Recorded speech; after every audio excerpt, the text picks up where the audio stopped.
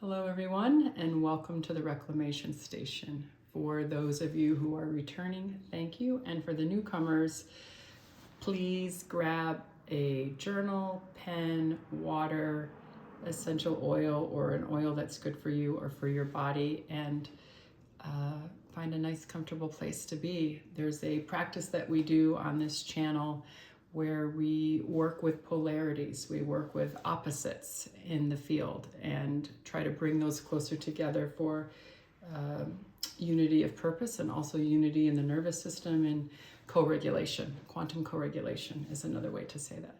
So I'm going to start with the normal practice that we do, which is to first kind of use some toning in our voice. In my voice, and I would like you to tone along with me because all of this is invitation to do it together. So I think I shared on a couple videos, I recently read this book by Andrew Harvey, The Magdalene Revolution, and he in there describes a couple of different mantras that he uses, and I've fallen in love with one of the mantras. Well, there's two, I love them both, but I'm saying Om Namah Cana, Om Namah Cana, which is one of the mantras that he uses in the book or describes in the book. And I particularly like this because I think of the wedding at Cana and I think of water into wine, which again, then I think about masculine and feminine. And so for the why I like to say it is it's the unity of the masculine and feminine energies inside of me. So it's that is why I'm drawn to the Om Namah Cana, which is why I want to share it with you. It is also why we work with water, and really thinking about right now in the eclipse season, the solar eclipse that just passed, and that opposite of light and dark, right, that passed through, which is masculine and feminine. It's water into wine. It's the passing through of something into something else. It's alchemy. So that's the chant that I'm going to do now. I'll do it 3 times. It's very simple, and it basically just clears out and kind of opens up the channel. And then I'll move into an embodiment practice with our oils because it's really good to be in the body. We're here on earth to be in the body and remember and bring out what we're kind of asked to bring into the world in our own unique way. So we're just going to settle in here, and I'm going to say it 3 times. It's Om Namah Cana. Om Namah Cana. Om Namah Cana. Om Namah Cana.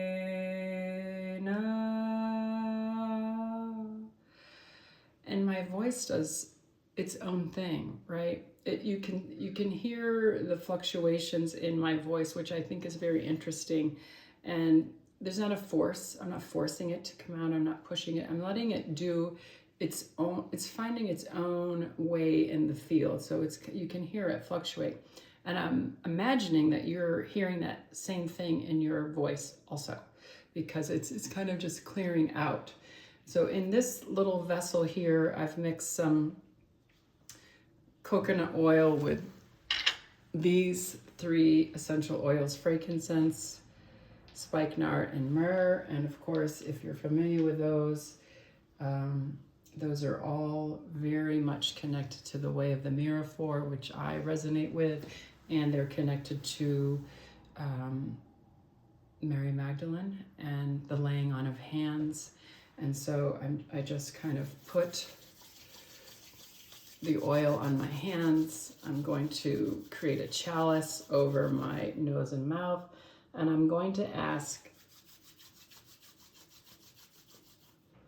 my body, my energy, where my hands would like to be placed today. In a way, I'm blessing my own body, right? I'm asking, where would these hands like to be placed? I have a pattern of going here, so I'm going to put them on my right side. If you can go skin to skin, of course, that's better. If you're comfortable doing that, it's a really great idea. So I'm placing my hands here, and then I'm just going to ask my body what it would like to say to, and it's telling me to drink more water. So, and I drink a lot of water, but right away it came. So maybe just keep your hands on your body. Whatever pops into your mind is what you go with. Try not to overthink it. And then you thank it, and you thank your body, you thank your hands, you thank the oils, right? The oil is a form of water. It's a messenger, it's a carrier. And I got a very clear, quick message to drink more water, which is timely because we're going to pray over our water now. I have a little bit of water here. And if you have your journal handy, kind of write down on your body where your hands wanted to go right away. And then what the message was. And this is all obviously recorded, so you can stop it and start it, take your time with it. I'm gonna put the water as close to my mouth as possible, and I'm going to keep it on my midline because today the whole kind of purpose of this video is to talk about the unity of masculine and feminine. Om Namah Bari Cana, water into wine, Song of Solomon, all of the masculine, feminine polarity kind of stuff.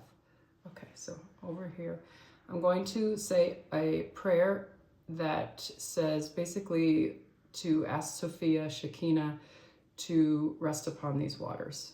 There's loose translations in there, but that's essentially what it's saying. You want divine light to come down upon these waters. You can say it any way you want. You actually don't even have to use the prayer I'm using. The invitation is that you pray or put an intention over the water. Ruha Kadish, El Chemaya, Tanakati Amin, Amen. Ruha Kadish, El Chemaya, Tanakati Amin, Amen. Ruha Kadish, El Chemaya, Tanakati Amin, Amen. And I always notice, like right away, my body goes into rocking into prayer. It's an autonomic response of my nervous system to start rocking when I speak in Aramaic, or I'm praying over my water, or I'm praying in general. So you might have that happen yourself. And so I just let it flow. Take a sip of our water. And I'm just allowing this to occur. So we have our journal and our pen. So for today, in this season of these two eclipses, we've just had one, we're coming upon another. I'm working with the concept that love, the alchemy of love, the feeling of love, the spirit of love, self-love, it's not necessarily, it can be romantic love if that's what comes to you, but today I'm more thinking of self-love and the unity of our own masculine and feminine energies. I am calling some of the wisdom forth of the Song of Solomon, which in some cases could feel very romantic, but again, I'm more thinking about yourself as the beloved and unifying your masculine, feminine energies inside of there, and working with the principle that love joins what was separate, or what is separate inside of you. Love has the power to join what is separate. That's also true in romance, but this is more of like, where are there aspects of yourself that are separate, especially as it relates to the unity of masculine and feminine. So where is there separation in the two? So what is another way to say that is, are you more in your feminine energy, or are you playing out more of your masculine energy? And how can you bring more of those two things into balance? So we always have our paper. We draw a line down our paper in our journal. And we think of right now, on one side we're going to put sun, and the other side we're going to put water. And another way that you can write over that is masculine is the sun and water is the feminine energy inside of you. And because we're right in the peak of summer here in the United States Northern Hemisphere, I'm thinking a lot about the powerful energy of the sun and how to cultivate and use that fire in the year of the fire horse energy to get projects done and things done and move and advance in life in a healthy, co-regulated way. And then also how to bring in and keep the quality in which I'm doing all of those things and advancing and moving and producing, the quality in which I'm doing them. Am I doing it in a flow state? Am I doing it in a peaceful state? Am I doing it in a soft, feminine state? Because absolutely can do it with force. Absolutely can do it with force. Probably spent my whole life doing it with force. But trying now to balance out how to do all of the things that need to be done in flow. And so I have been asking myself how to bring love to what is separate in those things. So if I see something that needs to be done, and I know I can do it with force, but it's not good for everyone, I have to like pull myself back and say, like, what's the flow state here? What's the flow state? What is good for that person and what is good for me? And somewhere there's a middle ground that's a flow state, and it gets done almost as fast, more pleasant, and good for each other. So this is the ask. So sun on one side of the journal, water on the other side. So what projects, things that need to be done that are using the solar energy, the solar power, and how can we bring in the water to the work that needs to be done? How can we bring the joy into it? How can we bring in the fun into it? How can we bring in the collaboration into it? How can we bring in the softness? So those are the questions that you want to kind of play around with. So on one side of your journal prompt, you'll have the sun, and you'll be listing all the things that you want to get done. And on the other side, you would be listing all the ways in which you could invite collaboration, invite softness, invite flow, invite water, and literally invite water in. Because even if you're working on something alone, having her near you, having water near you, is inviting her in to something that is probably very masculine, very sun-centered, very solar, very powered, very protective even. So that's the journal prompt. And so where can you look inside and see where love can join what is separate in the sun and in the water? So that's the ask. That's what we're working with today. And if you are open to it, try to revisit anything that of interest to you in the Song of Solomon, the wedding at Cana, all around thinking about the masculine, feminine, beloved, both. If it's a romance thing you're looking at it through the lens of, great. And if it's through the masculine and feminine balancing, which is the way I'm kind of talking about it today, not necessarily romance, but it could be true for some people. Yeah, take a look at those things again, the Song of Solomon and the story of the wedding at Cana. Today, we always end with drawing some oracles. And so today I'm going to share these sacred activator cards. They were done by my friend Heidi, but you can find her also as Maria. I'll put this in the link because that doesn't come through well, but I'm going to use her cards today along with the Mary Magdalene Mystique and my trusty Mary Magdalene card. But I want to really amplify Heidi's cards. These were channeled cards. She is a light worker, and she channeled these cards, I think, during COVID, and now they're out into the world. So let's see what comes through today in Heidi's cards.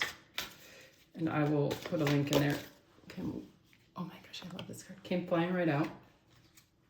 It's the throat chakra card, and I'm going to hold this card up for you like this. And what Heidi asks us to do is to put our left hand over the card and close our eyes and kind of take in the energy of this card. This is the throat chakra card. So if you are watching the screen, just put your left hand up over this card, close your eyes, and perhaps you'll get a message, but for sure you'll get the energetics of this card. and the intention that Heidi put behind this card, which I'm going to share with you now, which is card number 49. And we'll see what she had to write about these cards.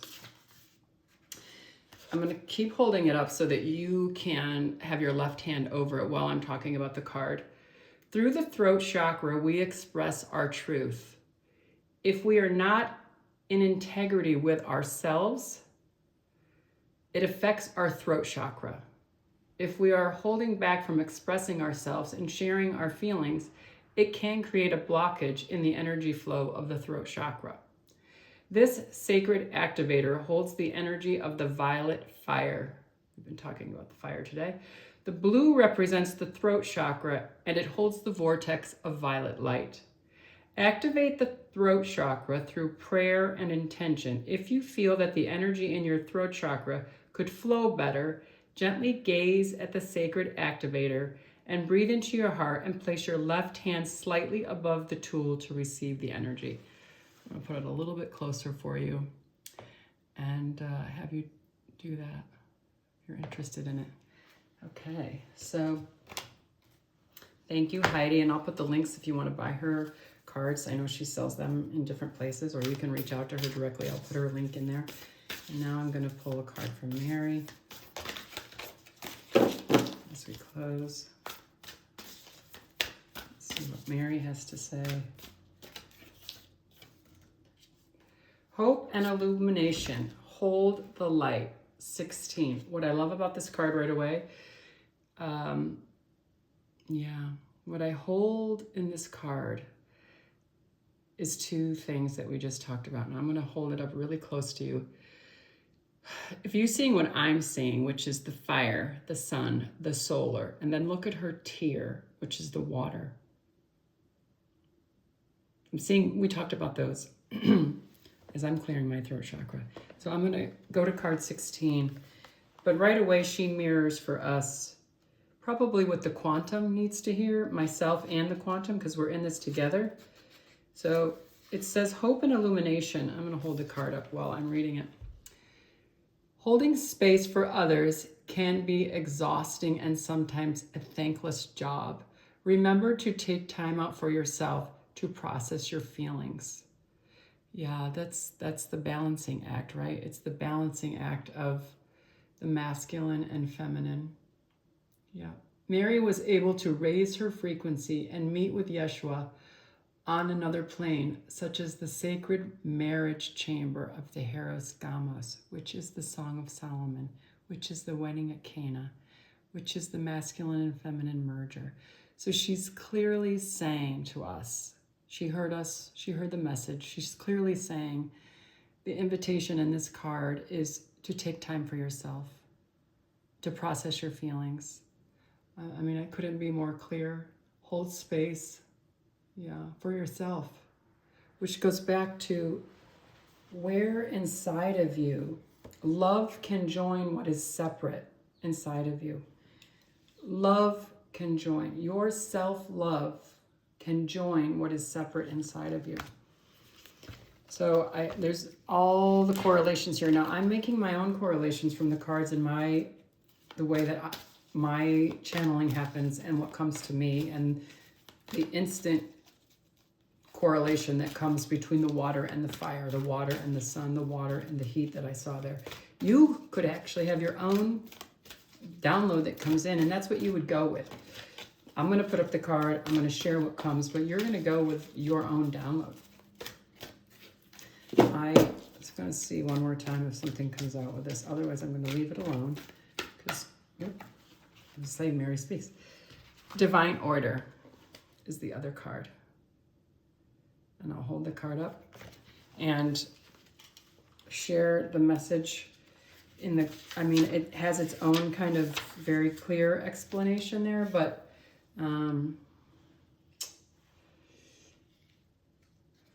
basically it kind of is in a divine timing word and language. Everything, there is a time and a purpose for everything under heaven, basically is what it's saying. Divine order. The last line in this, it says, your world doesn't need saving. It just needs to be loved. So where inside of you can love join what is separate? Where inside of you can love join what is separate? Thank you for tuning in. Please like, share, and subscribe. If you're interested in becoming a guest on the Becoming podcast, head on over to Spotify and Apple and look for the Becoming station, where we tell stories of people who share their becoming stories, and everyone has one. So I hope that you found today helpful and that you share it. Thank you. Ram Ram.